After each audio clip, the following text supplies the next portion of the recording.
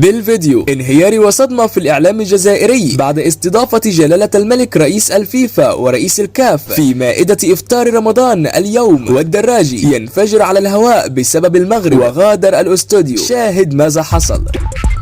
ولكن إذا كنت مسلم وتتفق بأن ملك المغرب أفضل ملك في العالم، فيرجى الإعجاب بهذا الفيديو وتعطير فمكم بالصلاة على رسولنا الكريم. تداولت مجموعة من الصفحات عبر منصات التواصل الاجتماعي اليوم مقاطع فيديو وصور عفوية تظهر رئيس الاتحاد الإفريقي موتسيبي ورئيس الفيفا جياني أنفانتينو وهم على مائدة إفطار جلالة الملك محمد السادس في مشهد هز العالم وأثار جدلا كبيرا، وبالأخص مع اقتراب إعلان الاتحاد الإفريقي عن الدولة المستضيفة لكان 2025. وقد جن جنون المعلق الرياضي الجزائري حفيظ الدراجي بعد هذه الواقعة، وأدلى بتصريحات لقناة الهداف الجزائرية وقال: المغرب سيطرت على كل شيء بالسحر والرشوة، فما دام رئيس الكاف ورئيس الفيفا اليوم في المغرب إلا وهناك مؤامرة أخرى قادمة لنا من المغرب، وأنا أؤكد لكم